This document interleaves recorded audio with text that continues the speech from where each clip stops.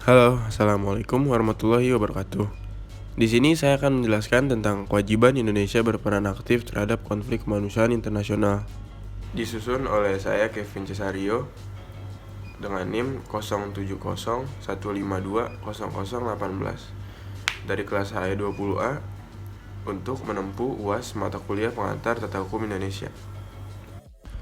Pertama-tama saya ingin menjelaskan tentang bentuk peran Indonesia dalam hubungan internasional, yaitu yang ke-1, mengirim duta besar ke beberapa negara, dan juga menerima duta besar negara lain yang bekerja sama dengan Indonesia. Yang kedua, keikutsertaan dalam organisasi internasional, seperti ASEAN, GNB, PBB, APEC, dan UNESCO.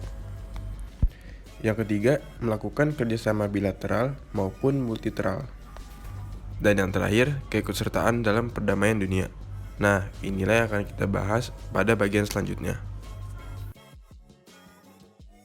Sejarah awal mulanya Indonesia mengambil peran dalam perdamaian dunia yaitu pada 2 September 1949, Wakil Presiden RI kala itu Muhammad Hatta mengeluarkan pernyataan tentang politik luar negeri RI, yakni politik luar negeri bebas aktif. Konsep politik luar negeri bebas dan aktif sendiri memiliki pengertian bebas dalam arti bangsa Indonesia tidak memihak pada kekuatan-kekuatan yang bertentangan dengan kepribadian bangsa atau Pancasila. Sedangkan aktif menjalankan kebijaksanaan luar negeri tidak bersikap pasif atas kejadian internasional. Sejalan dengan konsep politik luar negeri bebas aktif dan dalam rangka mewujudkan tujuan nasional seperti tercantum dalam pembukaan UUD 1945 alinea keempat, yaitu ikut melaksanakan ketertiban dunia yang berdasarkan kemerdekaan, perdamaian abadi, dan keadilan sosial. Maka, bangsa Indonesia mengambil peran dalam perdamaian dunia.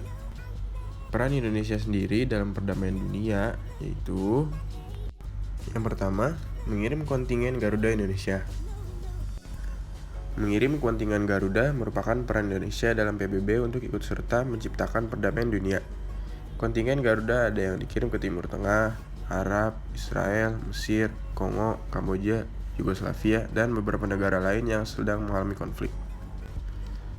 Yang kedua, menjadi pelopor berdirinya Gerakan Non-Blok atau GNB bersama negara Mesir, India, Yugoslavia, dan Ghana. Gerakan Non-Blok berusaha meredakan ketegangan dunia dan menciptakan perdamaian dunia yang ketika itu, tahun 1960-an, terancam akibat terjadinya Perang Dingin antara Blok Barat dan Blok Timur. Yang ketiga, ikut secara aktif membantu menyelesaikan konflik di Kamboja dengan mensponsori penyelenggaraan Jakarta Informal Meeting atau JIM 1 bulan Juli 1988. Kegiatan tersebut berhasil menemukan masalah yang penting dalam menyelesaikan konflik di Kamboja, yaitu penarikan pasukan Vietnam dari Kamboja dan upaya mencegah kembalinya rezim Pol Pot yang banyak melakukan pembantaian rakyat Kamboja. Yang keempat dan juga yang terakhir yaitu hubungan internasional. Peran Indonesia dalam perdamaian dunia lainnya yakni dengan menjalin hubungan internasional. Peran Indonesia dalam perdamaian dunia tidak luput dilandaskan juga oleh Hukum Humaniter Internasional atau HHI. Hukum Humaniter Internasional atau HHI sendiri merupakan keseluruhan asas, kaidah, dan ketentuan hukum yang mengatur tentang perlindungan korban bersenjata sebagaimana diatur dalam Konvensi Jenewa 1949. Hukum Humaniter Internasional atau HHI dapat juga diartikan sebagai hukum kebiasaan internasional dan perjanjian internasional yang karena alasan-alasan kemanusiaan dibuat untuk membatasi akibat-akibat dari pertikaian bersenjata. Hukum ini melindungi mereka yang tidak atau tidak lagi terlibat dalam pertikaian dan membatasi cara-cara dan metode peperangan. Hukum humaniter internasional secara khusus dapat dimaksudkan untuk menjamin dan memelihara hak dasar untuk hidup, keamanan, kesehatan, dan sebagainya dari korban dan non-kombatan dalam peristiwa sengketa bersenjata. Maka kesimpulan dari pembahasan ini terlihat adanya disparitas yang cukup tinggi dari konteks isu kemanusiaan di Indonesia.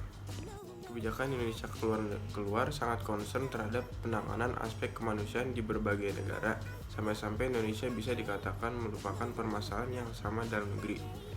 Memang pada akhirnya kebijakan keluar Indonesia yang concern terhadap aspek kemanusiaan tersebut membuat Indonesia terpilih menjadi anggota Dewan Hak Asasi Manusia atau HAM PBB periode 2011-2014. Terpilihnya Indonesia tersebut bisa dikatakan sebagai bentuk kesuksesan dari diplomasi kemanusiaan yang secara intensif dilakukan oleh Indonesia. Namun yang menjadi permasalahan di sini menurut saya sendiri adalah Indonesia alfa dengan masalah kemanusiaan dalam negeri yang penanganannya bisa dikatakan belum tuntas. Menurut saya, Indonesia sebagai anggota Dewan HAM PBB juga memulai reformasi dalam penanganan masalah kemanusiaan dalam negeri. Dan itu semua memang didasari oleh political will dan rezim yang berkuasa. Sekian dari saya, mohon maaf jika ada salah-salah kata atau penjelasan yang kurang. Terima kasih telah menonton. Wassalamualaikum warahmatullahi wabarakatuh.